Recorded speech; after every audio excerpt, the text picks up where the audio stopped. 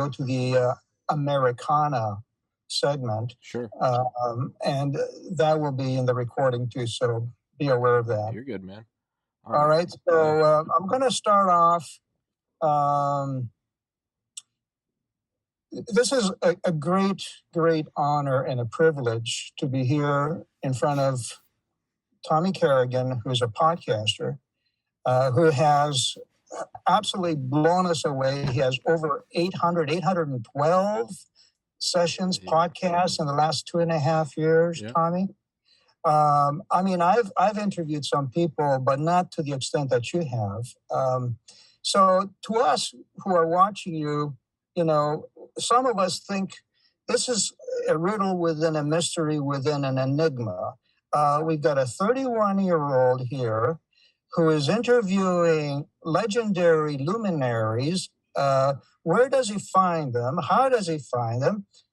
And moreover, how does he sustain himself? You know, how do you monetize this operation?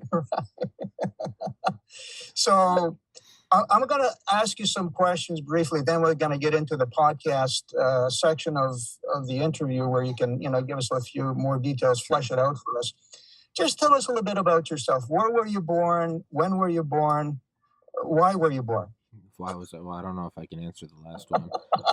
Born in New Hampshire in 1990. Dad was in business, and dad grew up poor, so he took every promotion he got, and he was awesome at what he did. I think my dad was like one of the youngest ever VPs of Tyson Chicken, but took different jobs and different promotions, and because of that, we moved around a lot. New Hampshire moved to Arkansas when I was 5, back up to New Hampshire when I was 9, Georgia when I was 11, Maine when I was 17, back down to Georgia when I was 18.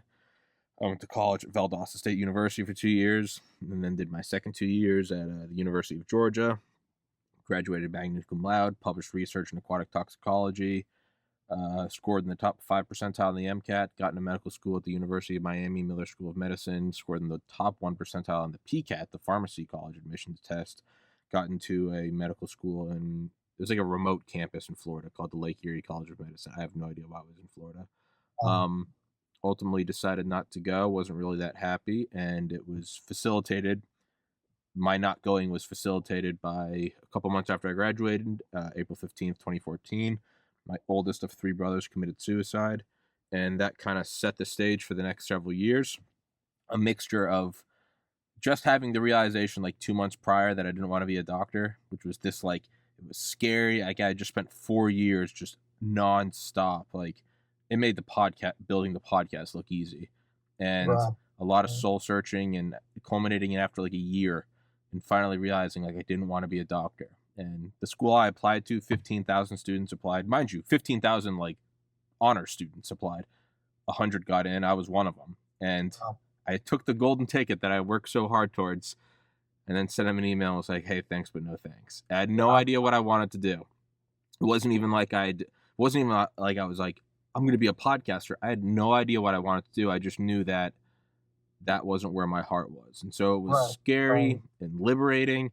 And then 2 months later, my brother died. And I was like, so it was a mixture of midlife crisis. I don't want to be a doctor. And then existential crisis. You're faced with death. Those two intertwined into a deadly cocktail of just having all the fun I didn't have in college, as well as medicating myself, which led to me gaining like 70 pounds, long, greasy hair, every drug I could get my hands on. And after about 2 years, I was pretty suicidal. Moved home to my parents, who had moved up to Maryland again, Dad's job. So I moved home in 2016, right before my 26th birthday.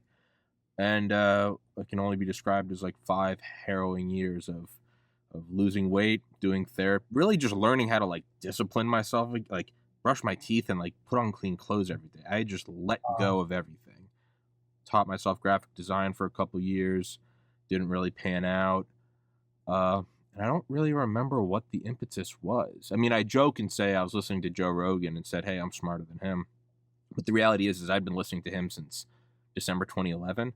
And so before he was ever big, I was listening to him and I was like, this guy's cool. And let me interject here a little bit. Well, I was going to say the end of all that is, so I started the Yeah, podcast December 2019. that's a great backdrop, and I don't want to pontificate No. here, because we're all born for a reason. We come to this earth to gain experience, to go through this journey. I mean, I'm 69, and every 10 years I seem to, evolve into somebody different, more mature, whatever, not mature, maybe more centered. But you'll see as you progress through life that things will start to come into focus. And forgive me if I say this, but I see you, and I'm not trying to butter you up or anything like that. I see you as an unpolished gem, as a national treasure, as somebody who has a lot in store for him that God has put on this earth for something very, very special. And sometimes we fall flat on our face. We don't know why we fell flat on our face, but the answer comes soon enough, and doors open and windows open and opportunities are laid out before our feet. So just watch and see. You keep yourself anchored to God, and doors will open for you. Now, apart from the United States, have you traveled elsewhere in the world? I have not. Okay. That's one thing I would like to do, because I'm very admittedly America-centric, if you can't tell. Okay. Yeah, I couldn't have guessed. You couldn't have guessed. You couldn't have the background for the last, I think, 760 episodes. What gave it away? Yeah. We're gonna see some Americana here in a bit, but how many different occupations or jobs have you had? I mean, I've never had like a serious job. Always in high school or in college, so I mean, like working at like a warehouse in high school, being a lifeguard, being a bar security guy in college, working at smoothie places, doing delivery for Chinese, working at like a big like inflatable bouncy toy place where you have to go set it up for birthday.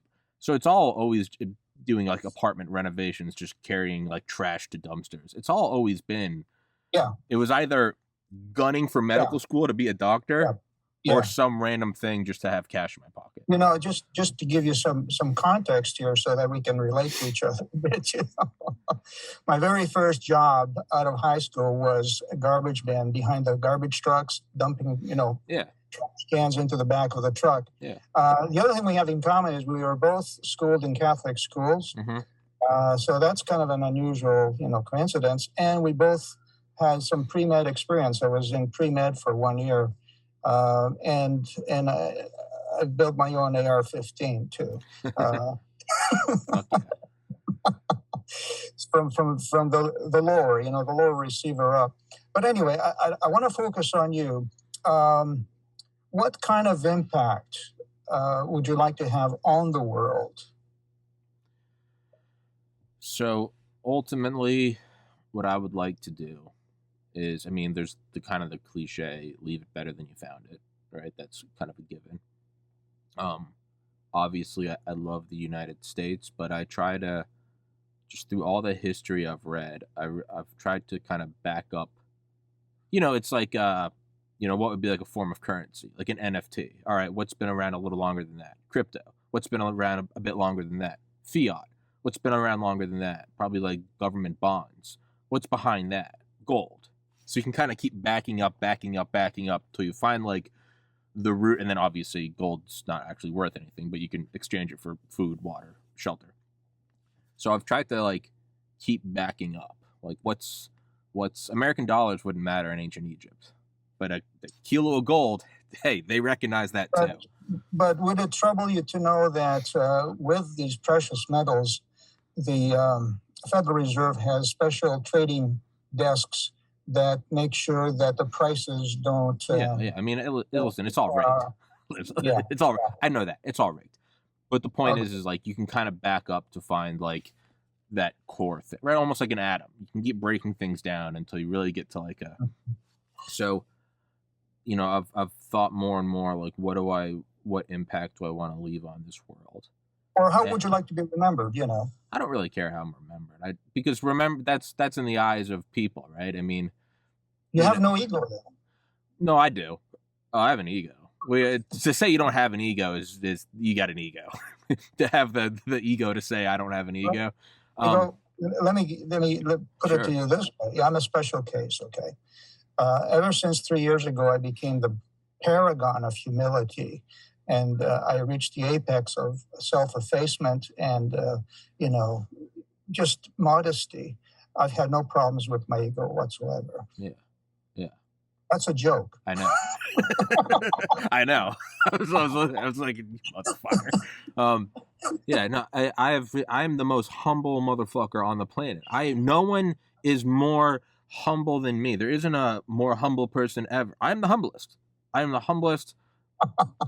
But I have an ego. But I guess I look at it as like it doesn't really matter how you're remembered, because like you can be remembered it can be false. You could be a true like servant of God and do nothing but help people. But as we've seen with just media slandering and fake news and misinformation, you could be the best person in the world and still be people could just say you're evil. So to me, it holds no water. You got to know what you did in this world. You got to know who you are. I know how many times I've bought gifts for friends. I know charity work I've done. Doesn't matter if anybody else knows it. I know. You don't need any patting on the back. No, and I know it. I got banned from YouTube. Okay, 100 years from now they go, oh, he's probably was a racist. They don't know about things I've done, and that's fine. Well, that's another thing we got in common. I got banned from YouTube. Yeah. Well, I mean, now my account was suspended 3 times from Twitter. Yeah. No, if you haven't been suspended or banned, banned. Grab your balls and get suspended and banned, because it's a. And I've had bail death threats too, because I uploaded 360 videos on the Mormon fraud issue. I used to be a Mormon, and I discovered the fraud. They admitted the fraud. Anyway, I don't want to get into that. But I had death threats, which were reported to the police. Anyway, what kind of music do you enjoy, Tommy? Well, I was gonna say, I haven't got any death threats, and I can't help but think it's a coincidence. It may not. Sarcastically, I say it has nothing to do with the fact that I've become friends with a bunch of Delta Force and Navy SEALs guys who have always told me like, "Hey, Tom, we got your back," and I'm like, "Fuck yeah." But to answer what you said about the impact is, you can let's take for America, for example. Like, I want to make sure that we remain like the global hegemon. Okay, sure. You can have that effect for 5 years, 10 years, 20 years, right? You can, the Eisenhower Interstate System, Strategic Air Command, Space Force, like you can leave an imprint. But eventually it will be as antiquated as like the horse cavalry. Like, it won't mean anything. So back to like the gold, I try to back up and I'm like, what can I do that will truly be valuable to humanity, over the centuries and millennia? And ultimately, I want to help fund and pioneer medical treatments for mental health, because, well, one, I've lost my brother, I've battled with it myself.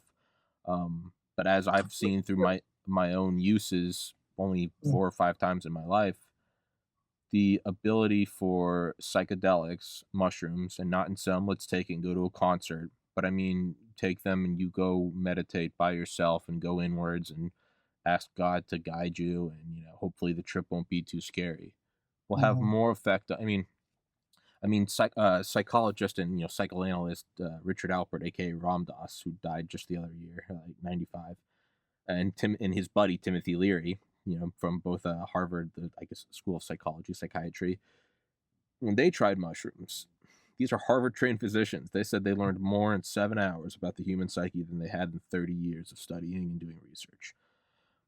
When I first tried them, I realized that's how their importance was, and I thought these are being suppressed because they're so powerful. And now, after COVID and seeing them suppress early treatment, now I have no doubt in my mind that those are being suppressed.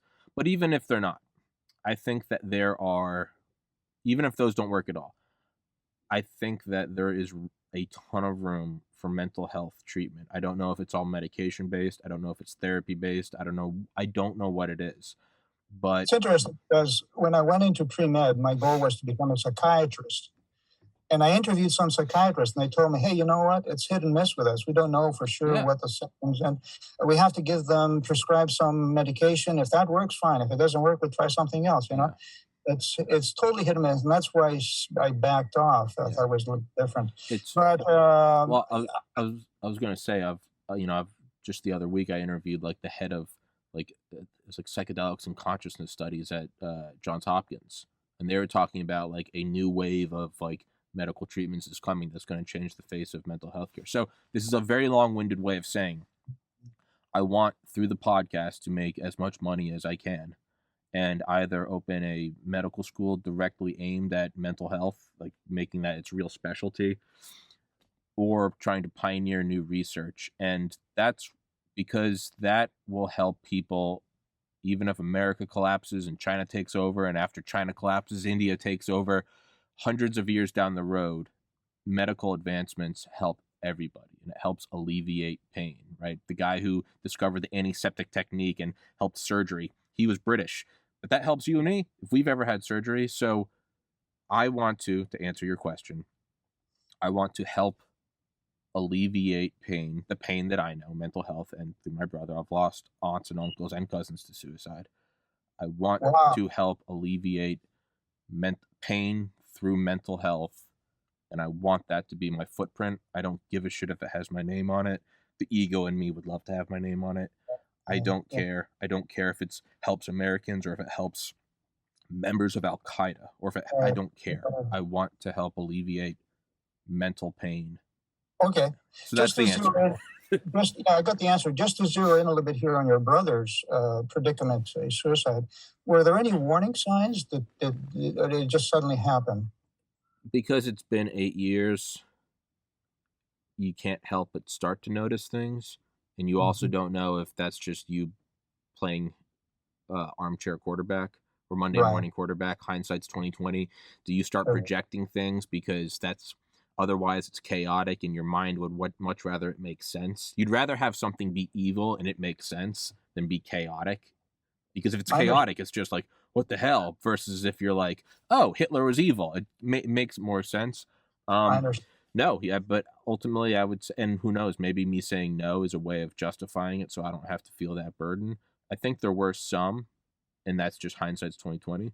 But ultimately, he was doing graduate research at Georgia Tech for the Air Force. The guy's fucking brilliant. Hot as fuck girlfriend. Funny, I mean, one of the funniest people I've ever met in my life. You're planning to have a future with her? Excuse me? Is there a future? Was he planning to have a future with her?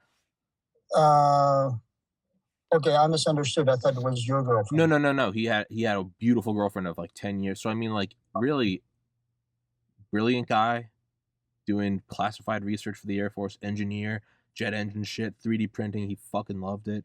Beautiful girlfriend who's now a professor. I mean, dude, he had so many talents and skills that I'm still jealous of. I don't know. Okay, so it's a mystery within a riddle within an enigma. It'd be so much easier if he just looked back and said, yeah, there were signs and I ignored it. But I don't. Right. On a personal level, do you feel like you would ever want to have a family, get married, have children? No, but I have the humility to know that I change. In college, if you had ever said, you're not going to be a doctor, I would have said, fuck you, watch me. And if you had said, no, I'm from the future, you actually got into medical school and then turned it down, I'd say you're high and I'd like to smoke whatever you're smoking because clearly it's fucking wild. Yeah. And one day I got in and then turned it down. Right now, if you told me, Tommy, you're just going to leave the podcast because you give up, I'd be like, that's not who I am. I'm not, I have a backbone and I have balls. I'm going to make this thing work. So because I've been so entrenched in my own mind and then I've just seen it wither away, not wither away, but evolve into something else. As much as I am not interested in the idea of a family right now at 31, in 10 years, I might look back and have 10 kids and be like, yeah, no, that guy's an idiot. Yeah, look, God guides you through all these stages. You'll know. I have the humility to know that I don't know. Yeah. But, this is a good segue towards the podcast questions here. I envision you sitting, in a studio with George Webb as your sidekick, like the Tonight Show with Johnny Carson and Ed McMahon, you know what I mean? And the two of you just getting into the geopolitics, getting into current events with a huge sense of humor, by the way, that you have, and making it a hit and like a home run. That's where I see you now. You probably don't see yourself going there, but how do you go about connecting with such phenomenal roster of notable luminaries, and then convince them to get interviewed by you? Yeah. How do you do the black magic? So, well, first, again, it sounds so cliche, but just you approach everyone with respect. You try to be easygoing. Yeah, I tell them what I tell all the first-time guests.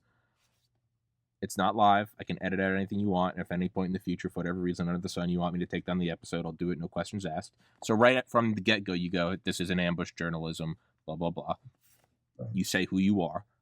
I'm right. Tommy. I graduated University of Georgia, got into medical school, try to establish like, hey, I do have a brain between my ears. And this is what I'm doing.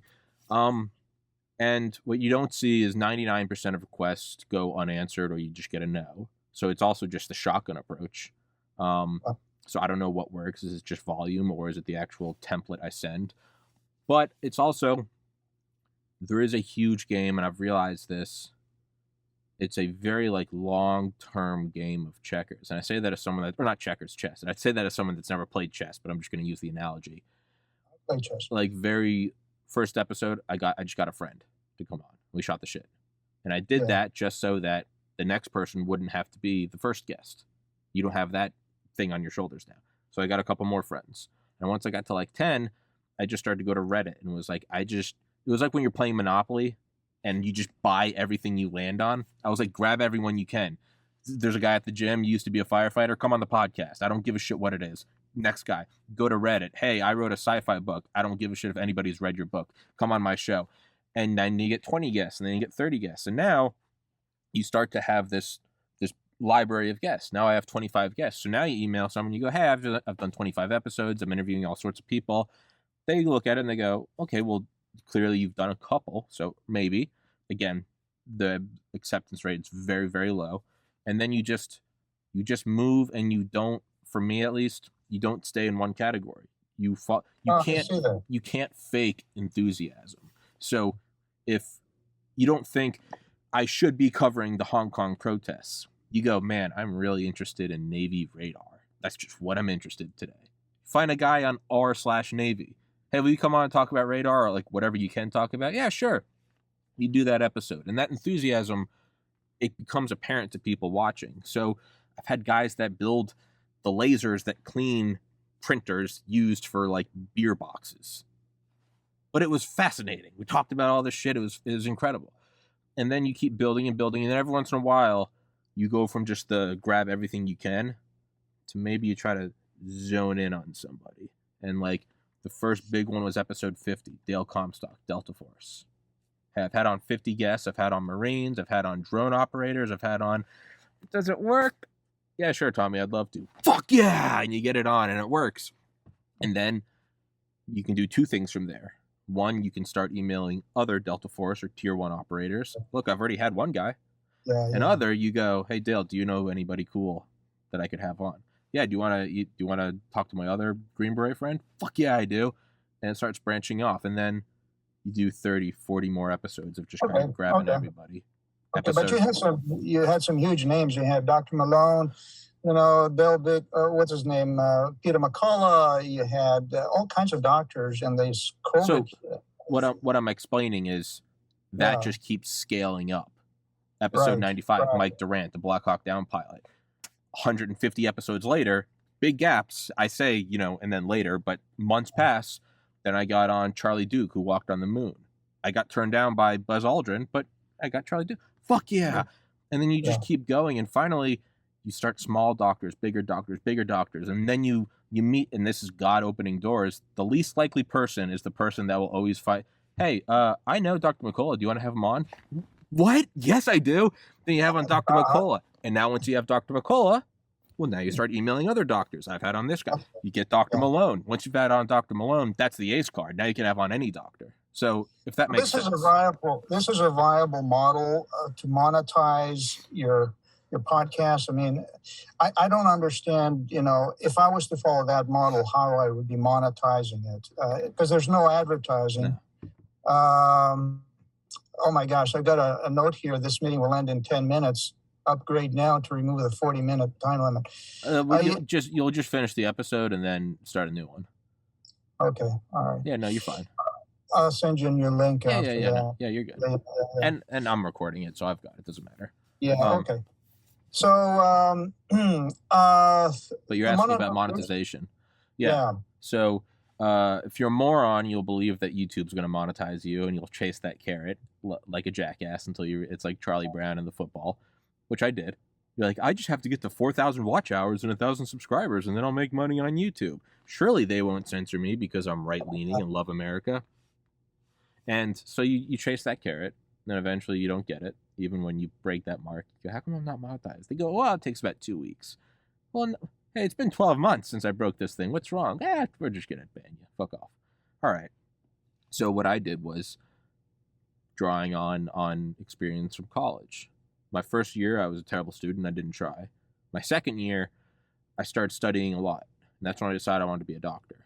And I started saving money because I was like, what if this doesn't work out? So I was working at a bar, working really late nights. And I kind of had this like payoff thing where I was like, okay, I'm making money at the bar, maybe like $100 a weekend, but my grades are suffering. I'm getting B's instead of A's, instead of needing that extra little oomph in the library to get an A. What if I stopped working at the bar, took out student loans? It's a big risk, but I know myself, and I know I will study around the clock. And I'll have to probably take out, over the next 3 years, $30,000 of loans. But if I get in a medical school and become a doctor and have a salary of $500,000, it's all going to be worth it. Or I could not take loans, take my $100 a weekend at the bar, not get in a medical school. There's a huge trade-off. So I took that risk, studied around the clock, didn't have to have a job, got in medical school. Now, obviously, I could have repaid all those if I had gone through that. I repaid them just because, well, I'd also been saving and investing. But the point is you make a sacrifice. You make a trade-off. 100% of nothing is nothing. A fraction of a percent of a big amount of money, still, it's a fraction of a big amount of money. So around episode 150, I've been at my parents' house for 5 years. So I was doing the podcast above their garage on a laptop. Wow. Just screaming into the void. Working at a liquor store. At that point, I'd lost a lot of weight. I was sober, did a lot of therapy. And now mom and dad, understandably, were shifting from the, like, let's nurse you back to health to, like, you're a grown-ass man. It's time for you to move out. Mom and dad want to retire. Yeah, no, they're very gracious that they took me in at 26. You're 31. It's like, you can't even argue with them. You're like, yeah, I know. So you're working at a liquor store, and it kind of dawns on you. I have people telling me, hey, dude, you're doing great podcasts, man. I wish you did more. And it's like, fuck, I'm working at this liquor store till 11 p.m. every night, stacking. And then you start to you'll go, what's the trade-off here? What am I making? $300 a week here? Okay. Now, can I take out a loan? No, nobody's giving you podcast loans. Okay. And then this kind of comes from, I genuinely believe, God. I genuinely believe, or whatever you want to call it, the universe, the oneness. Yeah. Well, for people that maybe don't believe in God, you can justify it any way you want. Maybe it's just chaos. I put out an episode explaining what I just explained to you about college and working. And was like, if there's anybody out there that wants to invest in my podcasts, 100% of nothing is nothing. Right now I'm making nothing. I'll give you a chunk of all future revenues, if it works out, in turn for my parents are going to retire and move up north. I have no place to go. I don't want to work at a liquor store. I'm crazy enough to think the podcast is going to work. If anybody wants to give me a couple years of living expenses, I can fucking do it. I went from a terrible student, 3 years of student loans, 3 years of living expenses. I went from terrible student to top of my class, top of the national MCAT scores, getting into an incredible medical school. Medical school I got into is responsible for over 50% of all organ transplants in the Western Hemisphere. Like, it's knock it out of the fucking park. So I put out a video like that. And about a month later, someone reached out to me. They're like, dude, I love your podcast. And I was like, yeah, man, thanks. And he hadn't seen that video. He had just seen some of the Delta Force ones. He's like, dude, it's fucking great. Turns out he kind of lived somewhat near me. I was like, we should hang out sometime. And I was like, I can't, dude. I'm working nonstop. We're texting and shit. And this guy's like, I don't know, 20 years older than me. And he's like, why don't you put up more? And I was like, fuck, I'm working at a liquor store, dude. Like, I can't, like. And finally he asked me, he goes, well, have you ever thought about like investors for your podcast? And I was like, as a matter of fact, and I sent him this video. I go, there's my pitch. And he's like, what did you like your annual growth is a business oriented guy? He's like, what's your, and I was like, dude, I don't know what any of that shit is. I failed calculus 3 times in college, but this is what I do. And he goes, well, hey, I'm going to tell you, I'm a podcast head. I've listened to Rogan for years. And he goes, I think you've got it. Yeah. Through the grace of God, this guy goes, how much do you need? I'm like, bare minimum, tiny little apartment. I need enough money to go shop at Walmart. I will put out podcasts every day. Okay. He's like, how much do you need? And I was like, I think I can do it in 5 years. He was like, what about 3? And I was like, I'll fucking take it. So he's become one of my best friends. There you go. He's a God-fearing, right-leaning American with his guns and his wife and his kids, and a fucking great guy. He loves the podcast. There you go. I pray, Tommy, that this route that you're on, this path that you're on, may get wider and bigger for you, because you have it. You have it in you. That's your God-given gift. Thank you. And you have this gentleman now who's backing you. And I hope that others may come into the picture. You know, all you need is a few millionaires who have money to spare to put you in a set, you know, where you can have greater visibility.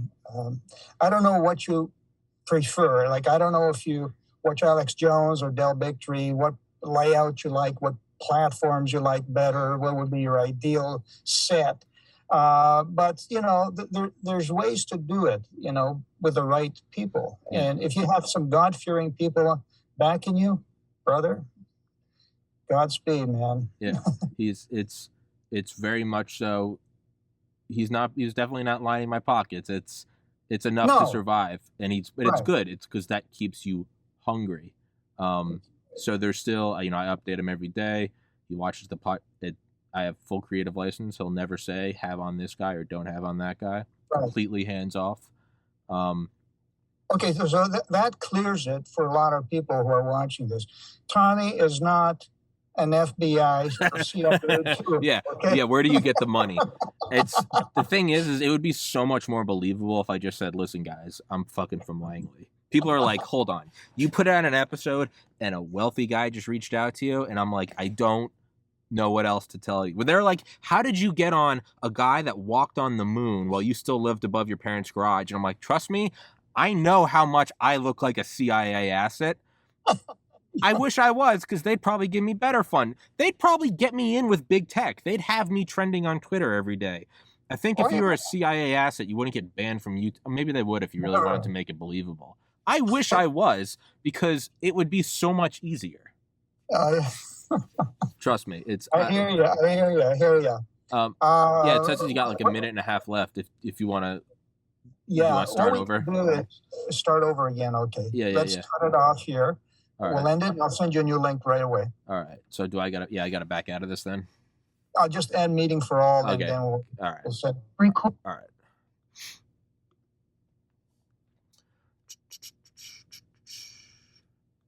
I would fucking be if I was getting like just black ops money from.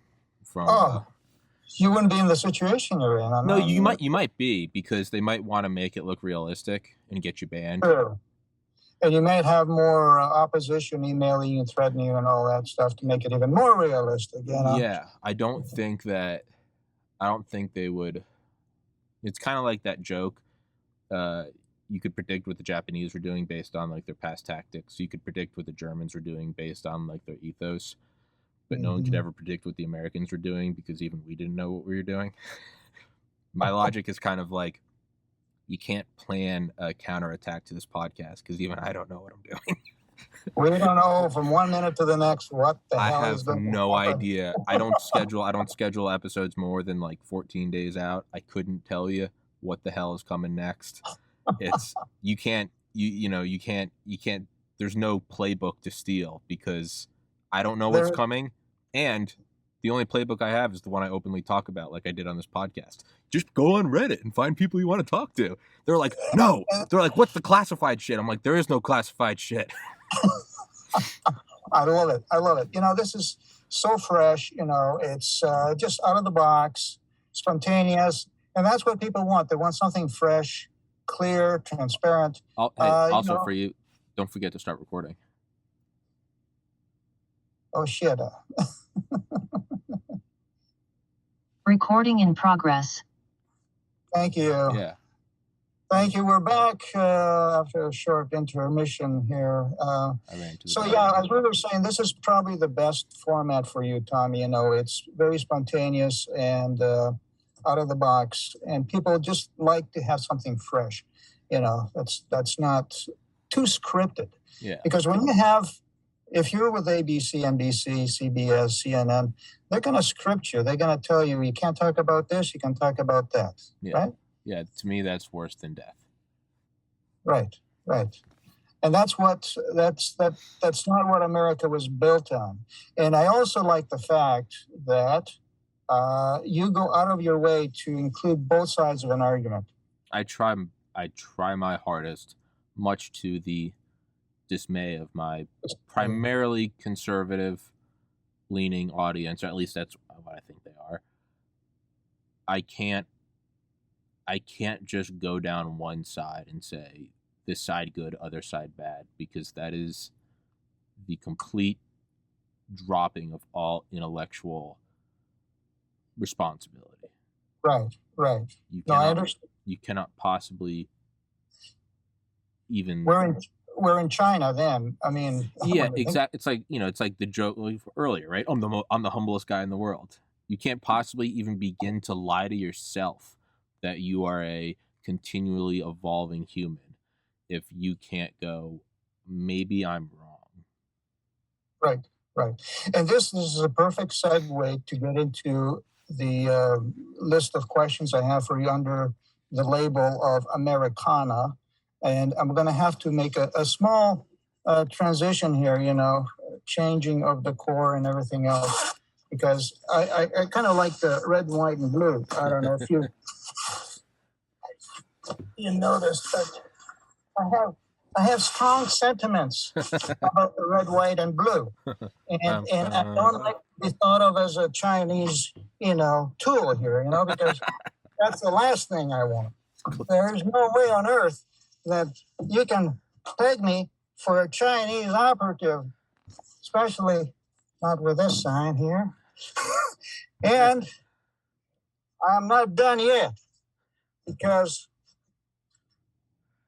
what we got here is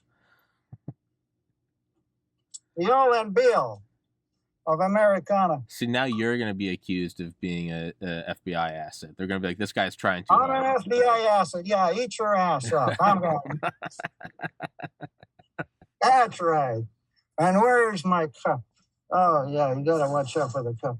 Anyway, but I really want to focus in here on America a little bit,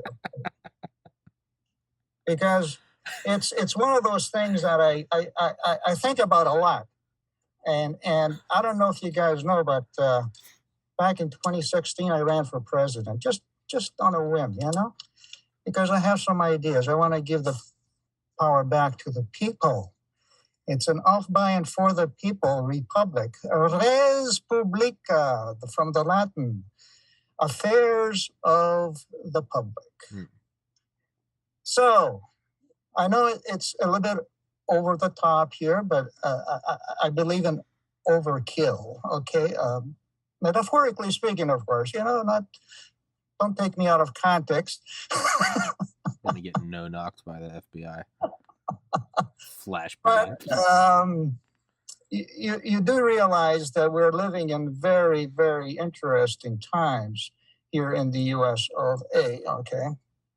Today is May 16th, and a lot of you don't know, but you probably know, Tommy, you're clued in. But today in 1914, May 16th, The American Horseshoe Pitchers Association was formed in Kansas City, Kansas. Okay, this is huge. Okay. And we also have the capital of Texas was dedicated in Austin in 1888. On this day? On this day. Cool. On this day. So let's get into Americana here. The first question I want to ask you is, how much corruption do you think there is in the United States? I think it's a lot like COVID. I'll use the COVID analogy, where we're kind of seeing the mask fall off, right? We're seeing the coordination between the FDA, the CDC, the mainstream media, the pharmaceutical companies, the bio media pharmaceutical complex. And it's apparent, and you can't deny it. And you go, oh, wow. And you get censored and shut down. You go, oh, wow. And it's terrible. But eventually, we're talking about the military, industrial, congressional, media, pharma, academia complex. I'm using the biopharmaceutical specifically as an example. Okay. You see it and you go, this is terrible. And as terrible as it is, there is some, it sounds contradictory, but there is some redeeming aspect in that you go, I don't think this is new because of COVID. I think this has been around and now we get to see it. It's very different from it just arose. It's now we get to see it. It's on the open. Yes. So how does that apply to the United States? I think there's probably an insane amount. I think what we're seeing now, it's not new. And the reason why I try to find the silver lining in that is because, well, if we've lived our whole lives with it, clearly we can keep going. If I've lived 31 years with it, clearly I could do another 31. It's not that if it's brand new, it's intimidating. You go, oh, fuck, it's the end. Versus you go, oh, it's always been this way. Now we know. So that's where my optimism comes in. So to answer your question, I think the corruption is unimaginable. You think that it's a case of boiling the frog Yes. very slowly over the last 100 years? And I think they kind of fucked up in the last 2 years, and now the frog realizes it's been being boiled. It doesn't make it any better, but they go, hey, at least now we know. Right. On a scale of 1 to 10, on the corruption scale, 10 being very corrupt, the most corrupt, how would you rate, let's say, the competition, China, Russia, Ukraine? I look at things as like a gradient, like a membrane, like when I worked at bars as a security guy. You always knew which bar was, every bar says this is the best bar. Every frat has their hangout. Mm-hmm. But there was no denying which one was the best because like the market decides, the drunk college students decide. And it's the place with the biggest line outside. That's where everyone wants to go in. The place where people are trying to crawl in and sneak in through the back door, that's the best one to go. And then when people are inside and their friends go, let's go to this bar, you go, dude, I've been in line all night and I'm finally in. I'm not leaving. I look at where do people flee to. And as bad as we may think America is, this is still the place that people flee to. So our evils and our problems aren't lessened, but you realize that the rest of the world is even more fucked. So I believe that we are the least evil place. And that's not too complimentary. No. But I still think there is, for all of its flaws, the fact that you and I can have this discussion and we're not being drone striked, that because I have a podcast where I openly talk against the biopharmaceutical complex, my parents, grandparents, brothers, kids, and grandkids are all thrown in a gulag. The fact that I can do this, that I can talk to these people, that's something. It's not perfect. It's something. If you had a chance to go back in time, in what period of America's history would you have liked to have lived? The one I'm in right now. Okay. If you were given the task, if you were commissioned, let's say by the founding fathers, this is a big one now, Tommy, to design a political system, given what you know today, to design let's not call it a political system, let's call it a democracy or a republic, that ensured the people's will is heard and fully represented, and that the representatives are not cajoled, coerced, blackmailed, bribed by special interests. What kind of a system would you come up with? The only difference, and I'm not even saying this as like a joke or a meme, two things. One, I would say, not only do they have the right to bear arms, but any weapon the U.S. government can have, citizens can have. And anyone going, oh, you think we should have nukes? Hey, the reason why we're at world peace, and we are, since 1945, from the dawn of man until 1945, the total percentage of human deaths of the world population was increasing.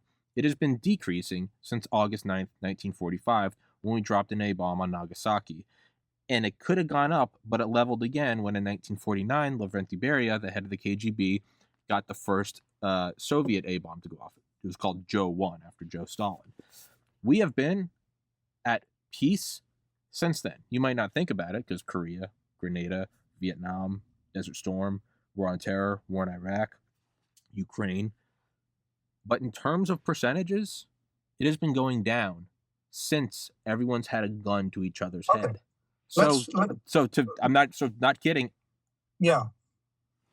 Give even more weapons to the people. I think it's a polite society. All right. That's the only difference I would make. On a less of a meme answer, I would say there should always be, as opposed to adding states to the United States like we did, I would say part of what's built into us should be that we should always seek to create new states that are independent from the U.S. We should always be trying to create progeny that are independent from us. All right, hear me out, because there's a lot of talk about election integrity. Okay, Oh, yeah. And election integrity for me is two sides to the issue. There's the election integrity coming up to the election itself and the counting of the votes, and then there's the election integrity of the representatives being true and faithful to the people, representing the people and not special interests. Because you can have the most honest, most well-educated person voted into office, and yet the deep state, not to be confused with, as you call it, the deeper state, the deep state has a way of infiltrating these people and getting them to do their bidding. Toe the line, or guess what? See that little video over here of JFK and because of power asymmetry. Right. So what I'm asking is, if there was a way to secure the integrity of elections, how would we go about it? Well, because we can't go back in time and rewrite the Second Amendment, that answer doesn't really matter, right? Because shoulda, coulda, woulda. I would have invested in Amazon, but you didn't. You know, if it was 1990, I would, but it's not. It's 2022. So what could we do now? I think, and this is kind of what I hope Elon does, and I don't know if Elon is a good guy or not. I think he is, but I might just be being played. I think what he could do is, he's talked about using blockchain technology in Twitter, right? And he's talked about kind of making it you couldn't be anonymous. Every account would be verified, and there are problems in that, because that not a digital ID, the fucking World Economic Forum. But all nuance aside, I think what he could do, and he couldn't announce it because they'd prepare for it. Right. I think like 2 days before the election, in the time between now and then, so May 16th, 2022 and November, whatever, 2024, he would slowly roll out like blockchain on Twitter, right? And it would become, and it would exist for 2 years, and it would kind of get into our psyche. We'd start to understand that, like, crypto, like, oh, you really can't hack it. Like, oh shit, like this is real. It would, the bots would slowly, as he's doing now, you'd expose the bots, you'd get rid of the bot swarms, the algorithm suppressing, shadow banning, artificially pushing down, banning. you'd really start to lay out the framework that, like, oh, this really is a free and fair platform that's an accurate representation of everybody. And then what you do is, like, 2 days before the election, you'd go, we're going to have blockchain exit polls. Everyone say who you voted for. And when there's 89 million votes for Biden, and then on Twitter it says there's 180 for Trump. Yeah, no, I There's understand. going to be some scratching heads. Now, what does that go to? Does that go to revolution? I hope not. I don't know. No. I but pretty much think that's the only silver bullet left. I think you hit the nail on my head here, because it all revolves around blockchain. Blockchain is it. Now, they're talking about a universal currency, digital currency they want to roll out. That's based on blockchain. We're going to do away with paper money and just have blockchain currency. Okay, they know because it can't be hacked. Yeah. It's impenetrable. So here's my thought. If you WEF, clan, cabal think that blockchain is the answer, right?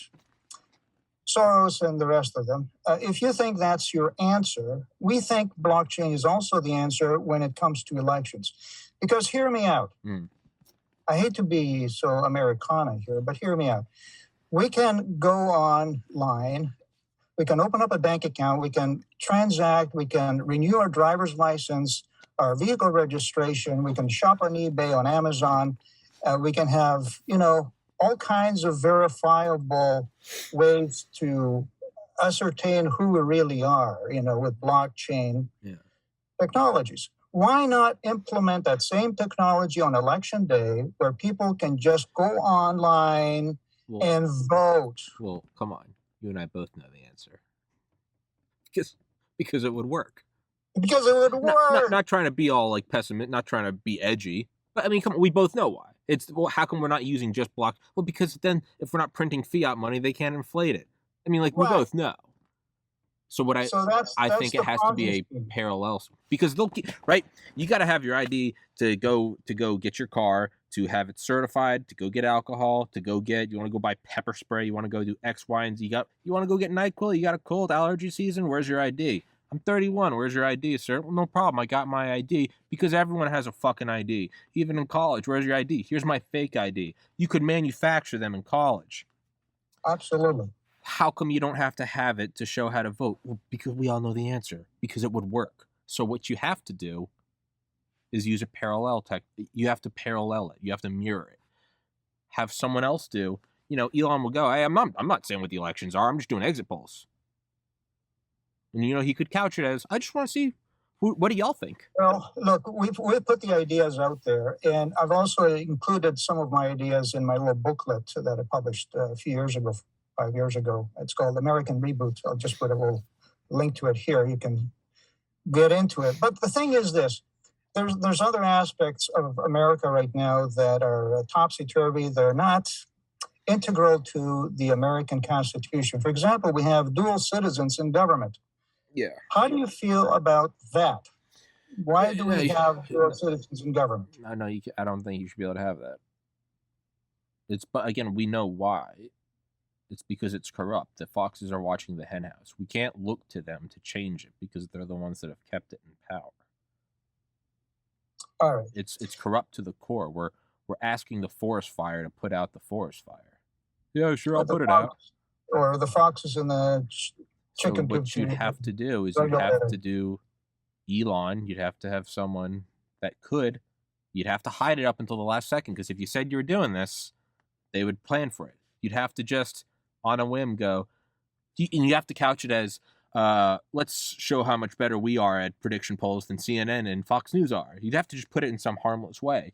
And then when it comes out that Biden only got 20 million votes, let's say it was in 2020, and Trump has 120, and everyone's going, it's not even like it was kind of off, and it's, well, actually Biden got 25 and Trump got 115, but they're going, no, Biden got 81. Right. You'd have too many people that would go, right, this can't be certified. What's going on? You'd have protests. Irrespective of who wins or loses an election, what you have to have is integrity. Integrity. If America wants to vote in AOC and Nancy Pelosi, as much as I don't agree with it, well, fuck, right. It is a democracy, and that's what the people want. and the people get what they deserve at the end of the day. They do. So that's it. Now, how would you solve the baby formula problem? Because there's quite a leap, Tommy. If you could go back in time, how would you rewrite the Constitution? And number two, babies need titties. What are you gonna do about it? the shortage right now. I can't even begin to speak on it because I have such a lack of understanding and education and even slightest awareness of it that I think anything I said it'd be like asking Nancy Pelosi, what do you think about the new Xbox? All right, I'll send you a link to the explanation. Okay. I don't want to go into it myself because you're the guest and you should be doing the talking. Pandemic lockdowns 2020. What should be done to the controllers, the current controllers, given the lingering effects of the lockdowns on children? There's a quote I like because it applies to. Are you waving the flag back and forth?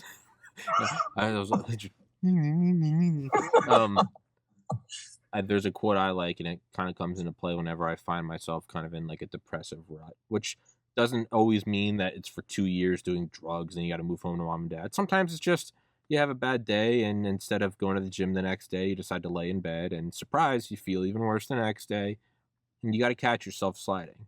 And the quote I like is, if you find yourself in a hole, the first thing you do is stop digging. You don't even have to think about how am I going to get out. You just go, hey, stop digging. Oh, I'm on a 3-day bender. I've been drinking beer. Okay. Step 1, pour out the rest of the beer. All right.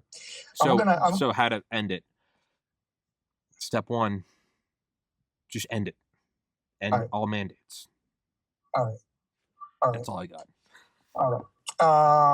I'm going to give you a little quote here. This is a recent quote, and maybe you can identify the person who spoke these words. There's going to be a new world order out there, and we've got to lead it. We've got to unite the rest of the free world in doing it. This was no, this was actually Joe Biden. Oh, Jesus. 2 weeks ago. Oh, God.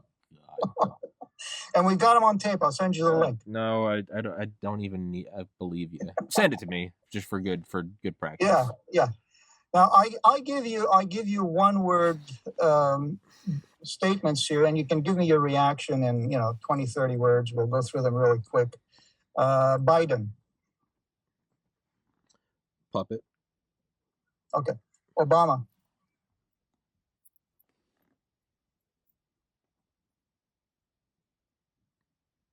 Brilliant operator.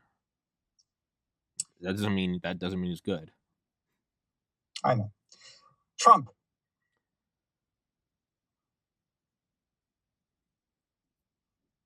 I'm biased to think he was trying to do the right thing, but he could too be controlled opposition. So you have a very open mind. Putin.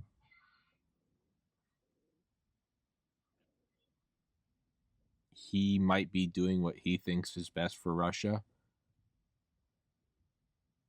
If he is, he's got terrible PR. He's going too brash about it. I don't know. I think there's a mixture of he is actually trying to restore a Soviet republic and he's doing it at the cost of innocent people. He might be trying to do the right thing. I think it's probably tied into he wants to restore the Russian Federation at all costs, and I'm biased. But I do think he's doing it at the expense of innocent people. Okay, how about Soros?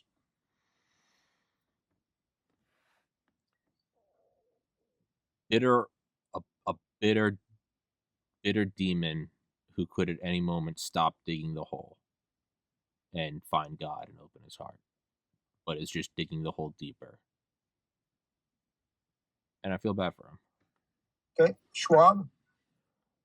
Klaus Schwab. Puppet, frontman. Okay. Zelensky. CIA asset installed in 2014. All right. Bennett. Naftali Bennett. Is the president of Israel. Anyway. Probably Mossad. Probably Mossad. Lavrov. Okay. Man, my total ignorance is out on display. Okay. He's Russian. I'll leave it at that. He's upper. And how about Basiago? You don't know Andrew Basiago? I have no idea. Here I am thinking I know all about the world, and Oh, I look got him my up. pants down right now. Look him up. He's an attorney. And back in time when he was younger, he was him and his father were working in DARPA for the government. God. And he has time traveled and has been teleported. You may want to interview him. Butler. Smedley Butler. Smedley Butler. Genuine American hero who realized he had been tricked and admitted that he had been tricked and did his best to correct the course of what he believes the United States is the greatest nation, and realized he had the wool pulled over his eyes, and at great cost to his own ego admitted that. He stopped digging the hole. He tried. How about Fulmick? Wasn't that a Reiner Fulmick? Was that a Nazi? No, no, he's the lead attorney in this corrupt. He's in the COVID Crimes Against Humanity lawsuit. He's leading it. He's been leading it for the last 2-3 years. I don't know. And you should check him out. Yeah, it's embarrassing.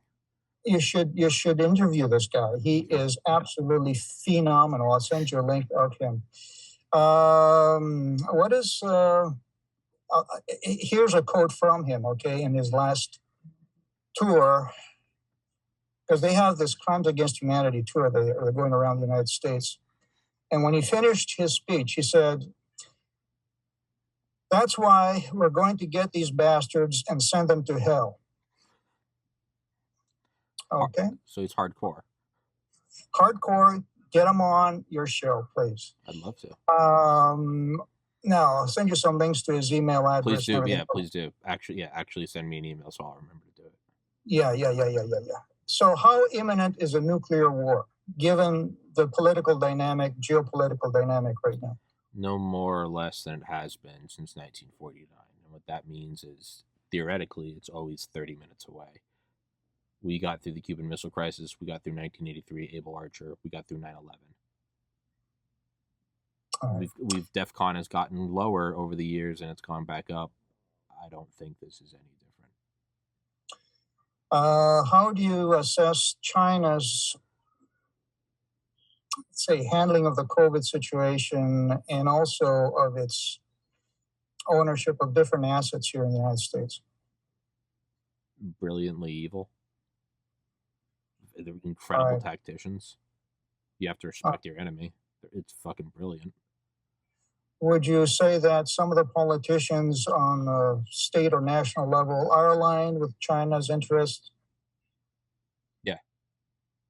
Okay. Either for, and there it'd be a spectrum. Some would be doing it because it's lining their pockets. Other would be doing it because they are directly complicit and or blackmailed by the CCP, and then the worst ones would be doing it because they just believe in the communist way and think America is the great Satan. And if you think that, I think China is the paragon of civility and civilization with its social credit system, the answer is no. I would say yes. I would agree to disagree. I do not think it's great. All right, Tommy, I had a lot of fun. I think we should do this maybe, more often when you feel it. I'd love to do it again. It's fun as fuck. That was fun as fuck, man. Yeah, I think I've only ever had two people interview me. It's a nice change of pace because because you get to open your. It gets me completely out of my comfort zone. I'm like, oh wait, I'm like, fuck. How do I? It's like.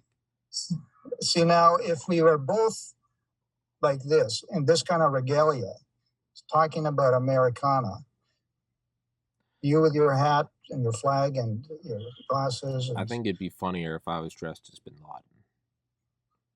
And I was just talking about the importance of social progress and agreeing to disagree while dressed as an absolute radical. If I was just like, listen, decentralized energy is the future, but just like with a turban on. well, Like, listen, like women are the future, as I just have like my like sickle.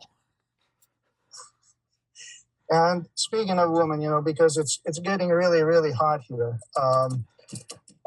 My girlfriend let me borrow this in case it gets hot. I don't own it. Okay, so Fair enough. thank you so much, Tommy. It's been a real honor. I'm sincerely saying that it's an honor to meet a soul such as yours that has had the ups and downs. And believe me, I've had my share.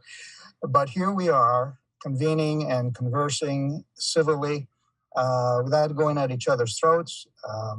I could tell you stories and stories of how I supported Trump back in the day in 2015, 2016. Sure, so did I.